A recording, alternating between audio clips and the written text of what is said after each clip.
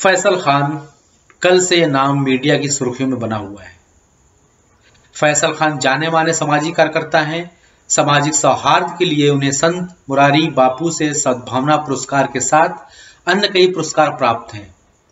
अभी हाल ही में उन्हें आईटीएम विश्वविद्यालय ने खान अब्दुल गफ्फार खान शांति पुरस्कार से नवाजा। आपको बता दें, दरअसल फैसल खान और उनके 3 साथी 84 कोस परिक्रमा यात्रा के लिए मथुरा से वृंदावन साइकिल से रवाना हुए।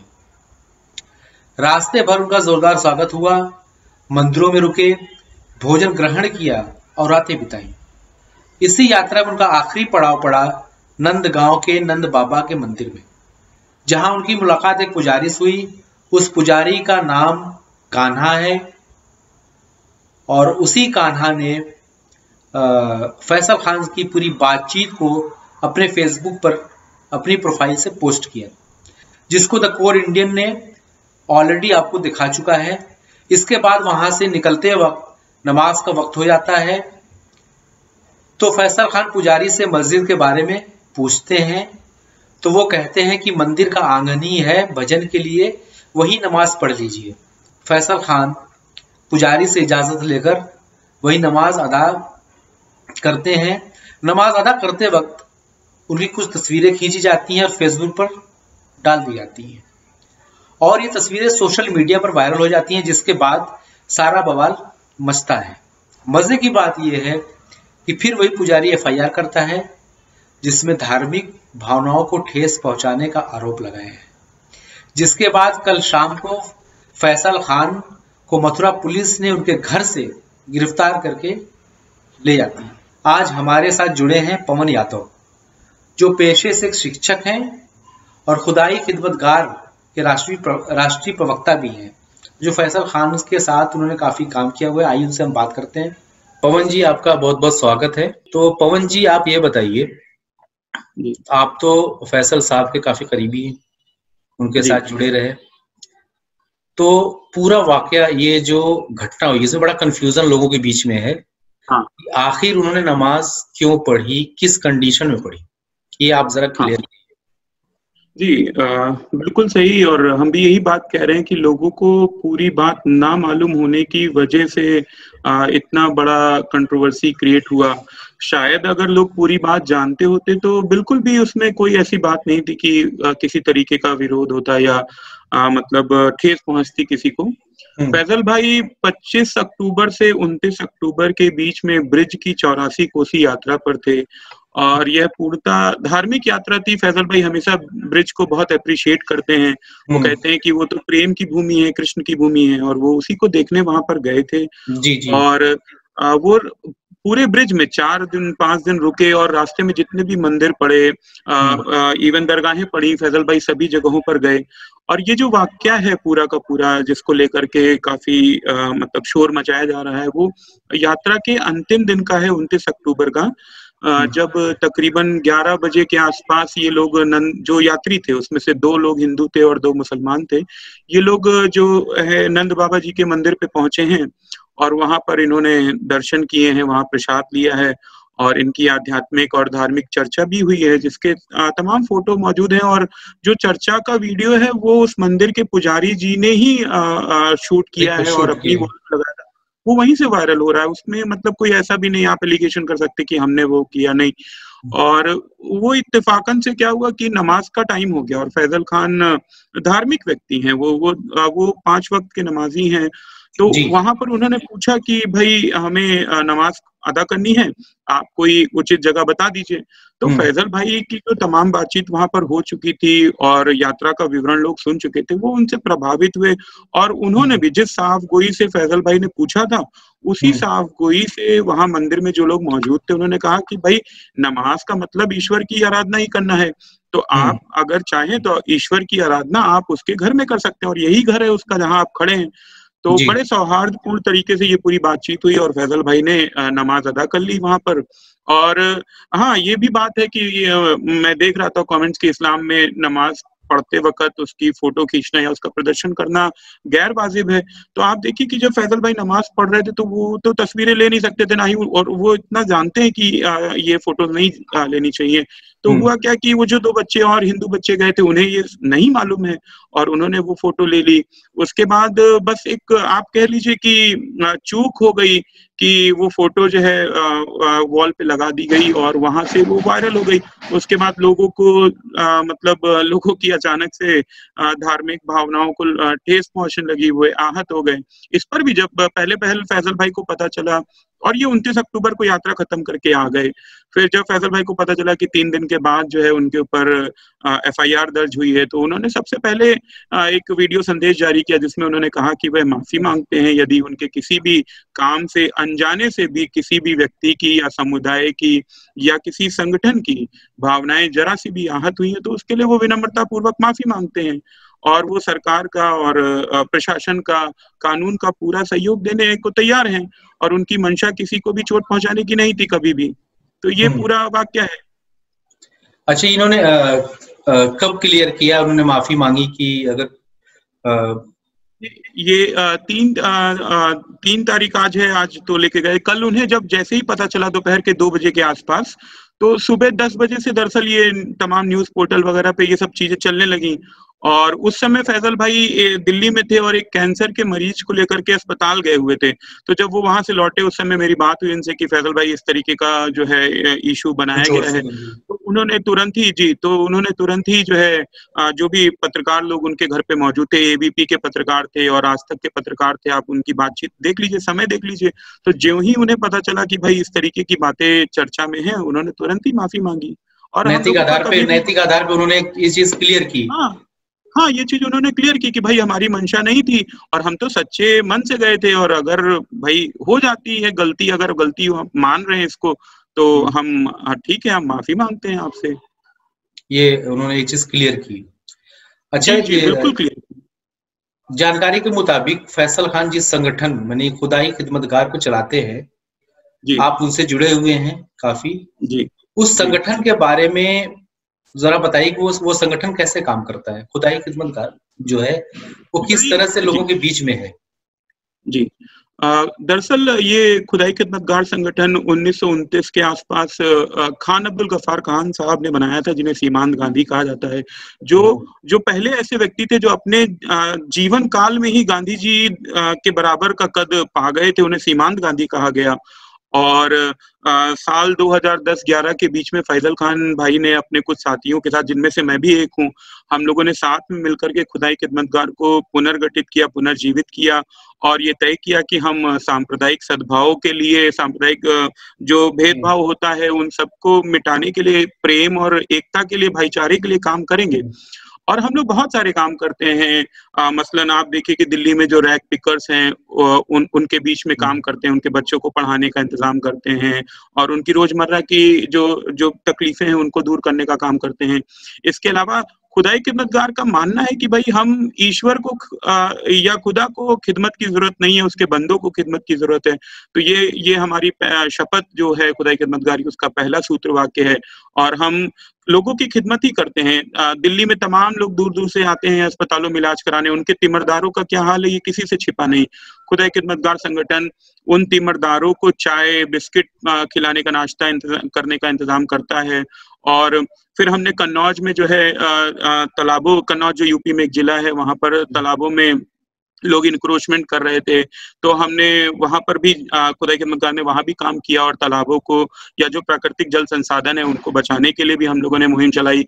फिर ऋषिकेश में जब मातृ सदन के, आपको साधु बाबा याद होंगे जिनका भी हाल ही में देहांत हो गया पिछले साल, तो हम लोगों ने उनके लिए भी काम किया और उनकी भी बातों को लेकर के हम लोगों ने लगातार बोला। गंगा जी की यात्रा हम लोगों ने की और पिछले साल कलकत्ता से लेकर के दिल्ली से कलकत्ता तक सांप्रदायिक सद्भाव की यात्रा पर फैजल भाई रहे, साइकिल से वो गए।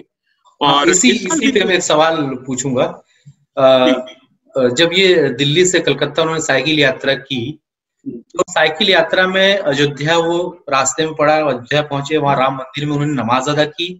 ये भी पता चला अपनी रिसर्च के दौरान कि उन्होंने अयोध्या में जाके राम मंदिर में नमाज पढ़ी, वहां पे जो नजदीकी मंदिर था वहां नमाज पढ़ी और वो भी तस्वीरें काफी सोशल मीडिया पर आई थी, लेकिन उस वक्त इतना बवाल नहीं मचा। अभी इस वक्त इस तस्वीर का इतना बवाल क्यों मच रहा है? अब मैं दो बातें कहूंगा कि भाई नहीं नहीं, ये कोई पहला वाक्य नहीं। पिछले साल उन्होंने राजघाट से यात्रा शुरू की थी और गाजियाबाद में श्री राम जी के मंदिर में जाकर के वहां से विधिवत वो यूपी में आए, और फिर ये रास्ते में कन्नौज के आसपास उन्होंने कालीम जी के मंदिर में रात बिताई और फिर सुबह वहां भी नमाज अदा की। अब देखिए, एक सामाजिक कार्यकर्ता अगर निकलेगा तो वो किसके घर ठहरेगा भाई? कौन अपने घर में ठहराएगा? तो ये जो मंदिर है, ये जो दरगाहें हैं, यही तो सब जगह होती थी जहां पर कोई भी बिना रोक टोक के गुरुद्वारे जो है वहां जा सकता था। विरासत में चला आ रहा है जमाने से, एक जमाने से चला आ रहा है। और आप देखिए कि जो हिंदुस्तान में पुराने जो फाहियान वगैरह आते थे वो सब कहाँ रुकते थे? मंदिरों में ही तो रुकते थे, वो उन्हीं मंदिरों से ट्रेवलिंग करते थे। तो ये तो संस्कृति रही है भारत की। अब ये बड़ा दुर्भाग्यपूर्ण है। और एक और चीज में यहाँ बड़ी अहम है कि फैजल खान ना सिर्फ मंदिरों में रुकते हैं, मंदिरों में जो है पूजा पाठ में भाग लेते हैं और अपनी भी पूजा नमाज अदा करते हैं, बल्कि वो तो कई मंदिरों के न्यासी बोर्ड में भी हैं, मतलब ट्रस्ट मेंबर हैं फैजल खान मंदिरों के।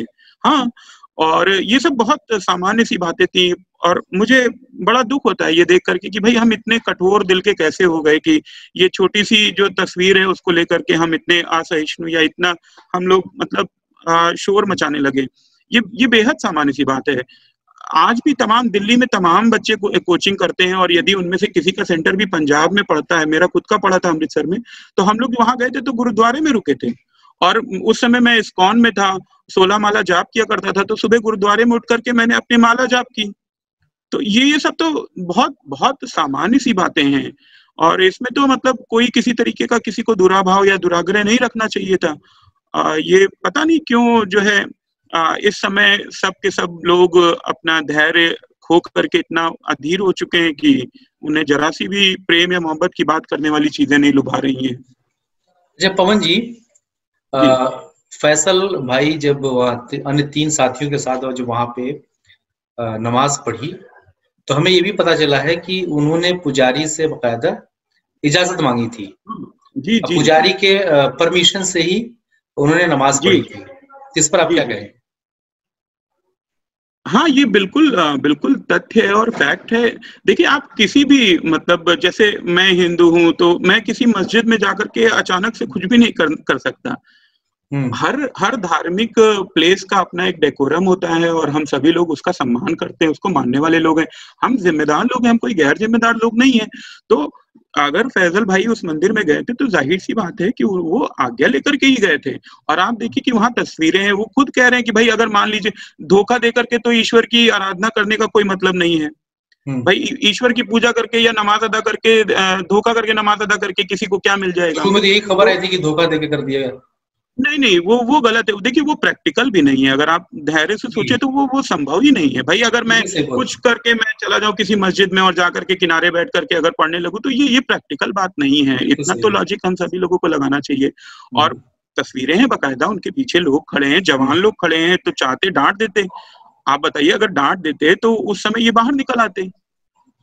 तो ये मतलब अब जैसा मैं अभी बयान देख रहा था, वहां का बीबीसी के किसी पत्रकार ने उस मंदिर के पुजारी जी से संपर्क किया है और उनका बयान लेने की कोशिश की, तो उन्होंने ये बात बोली कि भाई हमारे स्थानीय जो लोग हैं वो लोग जो है इससे दुखी हुए, इससे रोष महसूस किया, और उन लोगों ने जो है ये काम करने को कहा। तो फैजल भाई से जब बात की गई तो वो कल कह रहे थे कि भाई पुजारी जी सीधे आदमी है, सच्चे आदमी, बेचारे बूढ़े हैं, अब उनको क्या कहा जाए।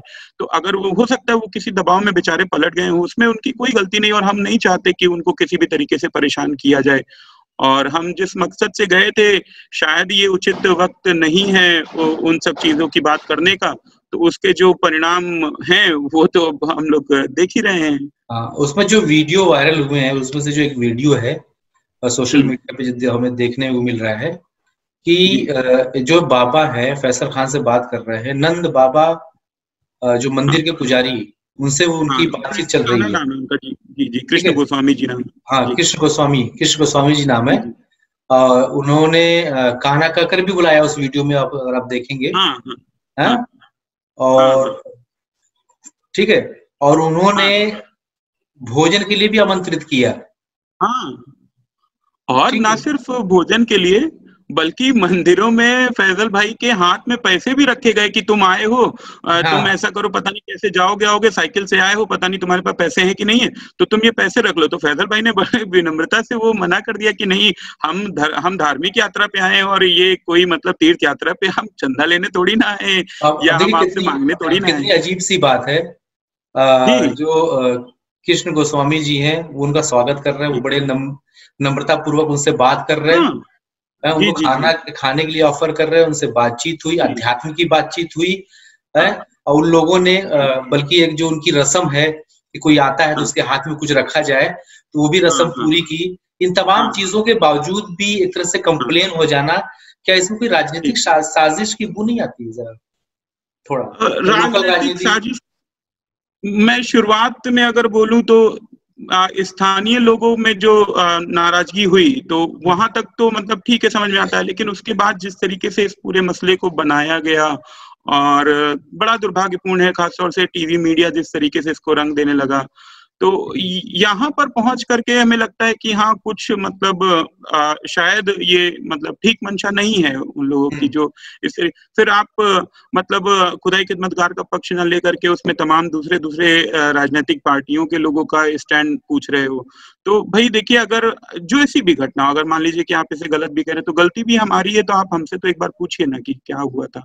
आप उसमें अलग अलग राजनीतिक दलों के लोगों को इन्वॉल्व कर रहे हैं, वो बेचारे जानते भी नहीं कि वहां हुआ क्या था।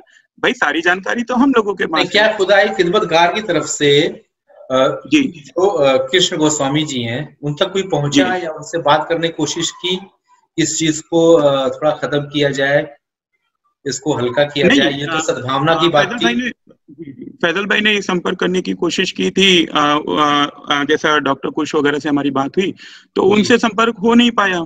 और वही चीज है कि हम लोग समझते हैं, सामाजिक आदमी व्यक्ति होने के नाते हम लोग ये समझते हैं कि भाई हो सकता है किसी तरीके के दबाव उन पे बनाए गए हों, और ठीक है, अब उसमें और क्या कहा जाए।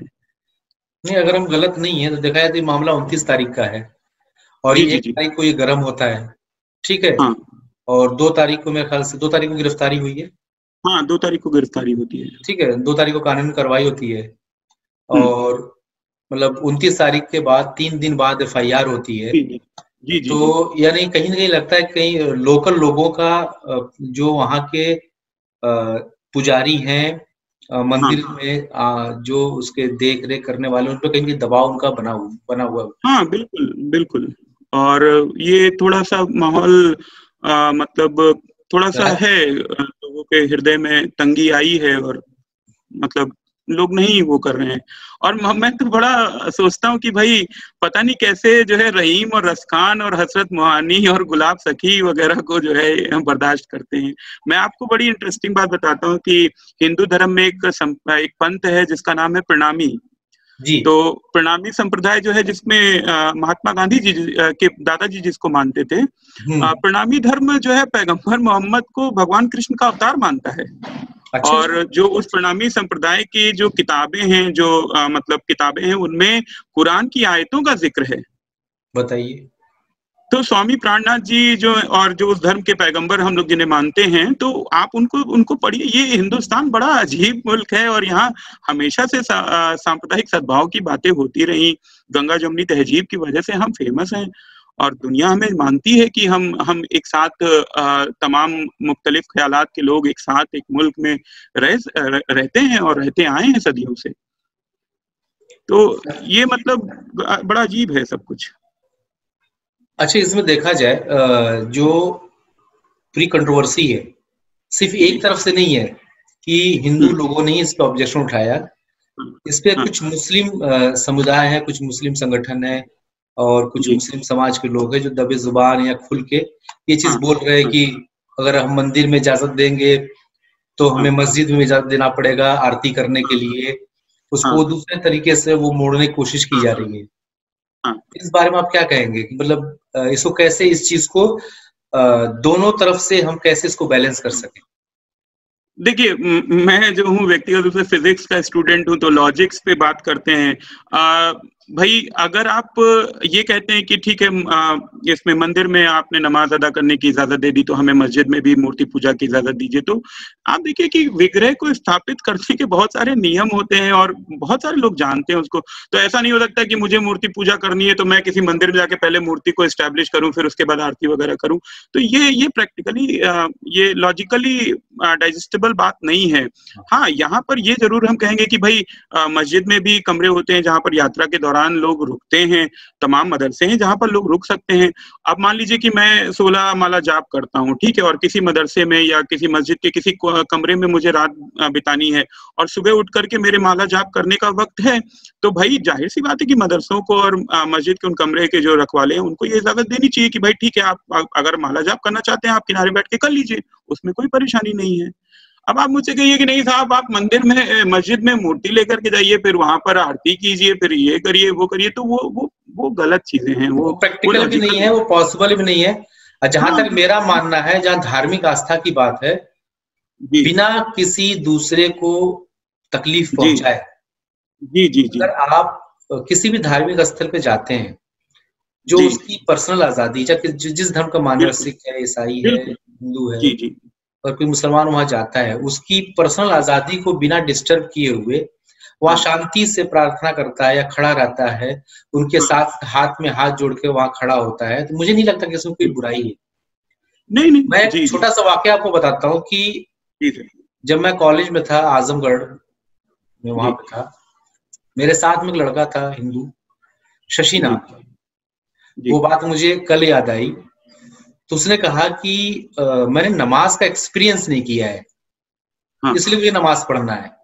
इसलिए नहीं पढ़ना है कि मैं मुसलमान होना चाहता हूँ, ये मैं जानना चाहता हूँ कि नमाज आप लोग जो पढ़ते हो कैसे पढ़ते हो, और उस दिन जब आप लोग नमाज पढ़ोगे तो मैं भी पढ़ूंगा। ऐसा नहीं कि मैं वहां नहीं पढ़ूंगा, मैं भी खड़ा होकर नमाज पढ़ूंगा और आपके साथ रहूंगा। वो एक्सपीरियंस मैं करना चाहता हूँ। मगर ठीक है, कल जुमा है, कल आप आ जाइएगा। फिर आया 12 बजे, फिर जुमे का टाइम हुआ, हम साथ में गए जी। और तो उन्होंने कहा क्या पढ़ना है? हम कहते आपको तो कुछ याद है नहीं, जो आपके मन में है ईश्वर के लिए उससे आप दुआ मांगिए, मेडिटेशन करिए, जो भी करना है। तो वो साथ में जब जमात खड़ी, अच्छा सबसे अच्छी बात क्या थी, वो एक छोटा शहर है जी, कॉलेज में एक दूसरे को लोग पहचानते हैं। हाँ जी ठीक है। तो कई लोग आए भी, अरे शशि आप, अच्छा बैठिए, ठीक है। कई लोगों ने बल्कि उनको पहले ही जगह दे दी, आप पहले आप वजू कर लीजिए, हाथ धो लीजिए, ठीक है। और वो शख्स हमारे साथ जब तक नमाज रही, वो जमात में हाथ जोड़ के ऐसे खड़ा, हाँ जी, और सारी प्रैक्टिसेस की, ठीक है जी। और मुझे याद है किसी ने एक लफ्ज नहीं बोला, हाँ ठीक है। तो पूरी इस सब वाकये को सोचने पर ये लगता है कि आप आस्था से कहीं भी जाते हैं, सही, और किसी की आस्था को बिना नुकसान पहुंचाए आप उनके साथ शामिल होते हैं, तो मुझे नहीं लगता कि किसी को भी आपत्ति होगी। बिल्कुल। और अगर आप इजाजत देते एक छोटा सा किस्सा मैं भी शेयर करूं कि हमारे वहाँ पर जहाँ लखनऊ में मैं रहता हूँ, वहाँ पर एक चिन्हट एरिया में एक बड़ी फेमस दरगाह है। तो एक बार वाकया ये हुआ कि दरगाह मेरे इस तरफ थी लेफ्ट साइड में, और मैं दरगाह की बाउंड्री के इस तरफ खड़ा था, और एक बुजुर्ग मुसलमान बुजुर्ग साहब वो जा रहे थे। तो उन्होंने उस दरगाह की तरफ देख करके मतलब सलाम किया। तो उन्होंने बोला कि सलाम वालेकुम। तो मैं खड़ा था, मैं तब 12वीं कक्षा का छात्र हुआ करता था, मैंने पलट करके कह दिया कि वालेकुम सलाम। अब उन्होंने मुझे गले से लगा लिया कि भाई यहाँ से रोज हम निकलते थे, कभी जवाब नहीं आया सलाम का, और आज जो है सलाम का जवाब आ गया, बिना मुझसे पूछे कि मैं कौन हूँ, मैं किस मजहब का हूँ, तो उन्होंने गले से लगा लिया। तो ये सब बहुत मतलब कॉन्विवियल और बहुत सामान्य सी चीजें हुआ करती थी, और बड़ा अफसोस है कि आज जो है इस पर इतना शोर जो है मचा हुआ है। नहीं, बहुत चीजें स्वाभाविक थी, आदाब, अर्ज, नमस्कार, एक दूसरे से मिलना जुलना, एक दूसरे की प्रसाद। मुझे याद है कि बचपन में हमारे घर के पास यज्ञ होता था, तो हमें प्रसाद, छोटे छोटे बच्चे थे तो हमें जब भूख लगती तो हम प्रसाद लेने चले जाते थे, तो घर में किसी ने भी टोका, और वो खुशी खुशी, सबको पता था कि मैं मुसलमान हूँ, प्रसाद लेने आया हूँ, तो किसी कोई कभी भी ऐसी चीजें हमने महसूस नहीं की। लेकिन ये धीरे धीरे अब ये तंग नजरी ये हाँ दोनों तरफ दिखने लगी है, दोनों तरफ। जी और इससे मुझे लगता है कि इसे खत्म करने की जरूरत है। हाँ और इस पूरे जो वाकया हुआ है इसमें एक चीज मैं हाँ क्लियर करना चाहूंगा, और इस चीज को जी आप भी क्लियर कीजिए दर्शकों को, कि ये कोई प्री प्लान साजिश नहीं थी, और इत्तफाकन नमाज का वक्त हुआ, वहां से मस्जिद दूर होती, जाहिर सी बात है वो लेट होते। हाँ उन्होंने पूछा होगा कि मैं नमाज का वक्त हो गया है, तो उन्होंने कहा हाँ ठीक है भाई आपका नमाज का वक्त हो गया है। अच्छा, वो जो प्रीमिसेस जो दिख रहा है वो भी मुझे लग रहा है कि वो रेसिडेंशियल एरिया मंदिर का, हाँ बाउंड्री, मंदिर के गर्भगृह के बाहर है। जी जी गर्भगृह के बाहर है, जहां पे लोग हाँ ठहरते हैं, हाँ उठते हाँ बैठते हैं हाँ ना, कार्यक्रम जी जी होता है, तो वो बिल्कुल एरिया है। तो बिल्कुल इसमें कोई बुराई नहीं है, उन्होंने नमाज की इजाजत मांगी, मंदिर के हाँ बाहर उन्होंने अपना नमाज अदा कर ली, चाहे मंदिर के बिल्कुल बाहर के प्रीमिसेस करते या बाउंड्री के बाहर करते। हाँ, अगर जी मंदिर के अंदर करते तो मैं ये जी समझता कि मुस्लिम समुदाय इस पे सवाल उठाता तो वो एक जायज होता, लेकिन मंदिर के अंदर कोई नमाज क्यों पढ़ेगा? हाँ बिल्कुल बहुत वही हम स्वाभाविक लोगों सी का बात कहना है है। कि बिल्कुल मंदिर के बिल्कुल अंदर कोई और नमाज क्यों पढ़ेगा। तो बिल्कुल सही बात। हाँ, तो मुझे ऐसा नहीं लगता कि जो उनकी इंटेंशन थी जी वहां पे नमाज को छोटा दिखाना या मंदिर को का अपमान करना, नहीं ऐसा नहीं बिल्कुल था। वो नहीं इत्तेफाक, इसे एक हाँ इत्तेफाक से मुझे इत्तेफाक क्या था। समझे। अच्छा आप देखिए कि अगर मान लीजिए कि वो कुछ प्री प्लान होता तो भाई वो 10 बजे पहुंचे हैं और फिर बातचीत लगातार हो रही है तो बातचीत में समय हो गया इत्तेफाकन। और फिर उन्होंने बड़ी उससे पूछा कि भाई अच्छा मैं यहाँ ये भी सोचता हूँ कि भाई अच्छा मान लीजिए कि बाहर पढ़ रहे होते तब भी कुछ लोग जो है सवाल उठा देते कि बताओ सड़कों पे नमाज पढ़ रहे हैं, वो बस स्टेशन पे नमाज पढ़ते तो वो कहते वहां पढ़ रहे हैं। तो देखिए कई बार क्या है कि जो लोग हंगामा कर रहे हैं या जो शोर मचा रहे हैं तो उनको तो मतलब पता नहीं वो चाहते क्या है, वो हमेशा बस यही शोर ही मचाना उनका मकसद है। और उन्होंने पूरी इजाजत के साथ मंदिर के में जो लोग मौजूद थे वो उनके सामने नमाज पढ़ी। आप देखिए कहीं ऐसा नहीं कि कहीं कोने में छिपके पढ़ रहे हैं, बीचों बीच जो आंगन है उसके बीचों बीच में वो पढ़ रहे हैं। तो ये इतना मतलब ये सब आरोप बेबुनियाद है कि उन्होंने जाकर के धोखे से या साजिशन ऐसा कुछ कर दिया। फैजल खान का इतिहास आप देख लीजिए कि पिछले 20 साल हो गए उनको सामाजिक कार्यों में रहते हुए, और ऐसा आदमी मतलब इस तरीके के उसके ऊपर इस तरीके के आरोप लगाना निहायत ही गलत है और दुर्भाग्यपूर्ण है, मैं बार बार कहूंगा। उनको फैसल खान को यूनिटी का प्रतीक भी मानते हैं लोग, बहुत से लोग बोलते हैं कि हाँ वो हाँ सिंबल है। भाई मोरारी बापू ने उनको राष्ट्रीय सद्भावना मिशन के अवार्ड से सम्मानित अवार्ड किया, से, और हाँ। मोरारी बापू ने जब उनके मुंह से तुलसीदास जी की चौपाइयां सुनी तो उनको अपनी सभा में बोलने के लिए बुलाया। और मोरारी बापू तो राम कथा के लिए पूरी दुनिया में जाने जाते हैं। मतलब हिंदुस्तान छोड़िए आप पूरी दुनिया में मोरारी बापू को सालों से लोग सुनते आए, कितना उनका सम्मान करते हैं।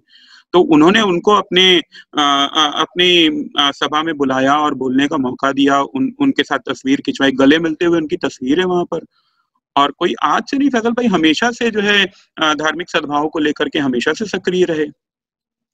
तो पूरा जो संगठन है जी सोशल वेलफेयर, हम्म यूनिटी, सद्भाव, इस जी पे काम करता है, सामाजिक सौहार्द हाँ बिल्कुल बनाने में। जी पूरा जी मोटिव इसका यही है। पूरा मकसद हम लोगों का यही है। मैं ये भी आप थोड़ा सा क्लियर जी करिए शॉर्ट ब्रीफ में, जी जो लोग इसे गलत समझ रहे हैं वो कैसे इसे जी गलत न समझे। गलत देखिए वही है कि परसेप्शन की वजह से लोग गलत समझ रहे हैं, और जो लाइन जो टैग लाइन मीडिया में चल रही है उस लाइन को पढ़ करके जो लोग ओपिनियन बना रहे हैं, प्रथम दृष्टिया जो लोग ओपिनियन बना रहे हैं तो वही लोग गलत समझ रहे हैं।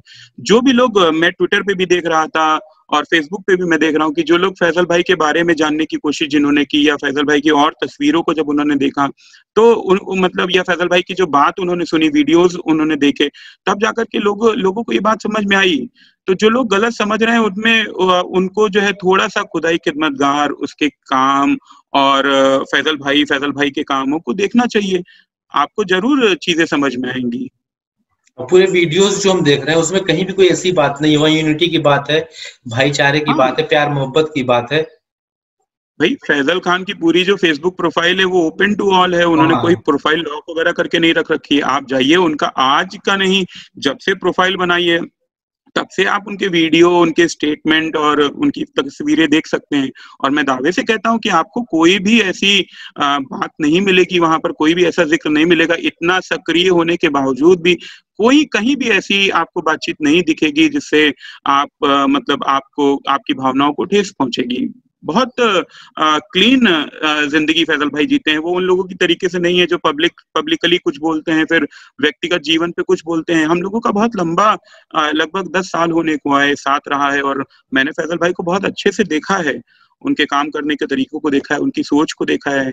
तो वो बिल्कुल ट्रांसपेरेंट, पारदर्शी जीवन जीते हैं। अपने वैचारिकी में वो बिल्कुल स्पष्ट हैं, गांधीवादी हैं, कभी किसी की बुराई नहीं करते, बुरा नहीं चाहते, जी और हर बिल्कुल तरीके की गैर बराबरी के खिलाफ वो हमेशा बोलते हैं, काम करते हैं। जी, बहुत बहुत शुक्रिया और जी मोहन जी। और ये क्लियर करना बहुत जरूरी था, लोगों को पता चले इसमें कोई साजिश नहीं थी, कोई प्री प्लान जी नहीं था, नहीं इसमें किसी को हर्ट करने का इरादा था, किसी को नुकसान पहुंचाने का इरादा था।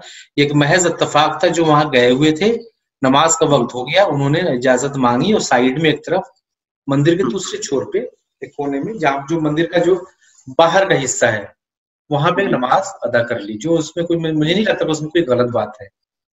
नहीं। वक्त की जरूरत थी, वक्त की नजाकत थी, जिसकी वजह से उन्होंने वहां पे नमाज अदा की। तो बहुत बहुत शुक्रिया, बहुत बहुत शुक्रिया। बने रहने, बहुत सारी चीजें आपने क्लियर की, और wish you all the best. आप लोग इसी तरह से काम करते रहिए। धन्यवाद।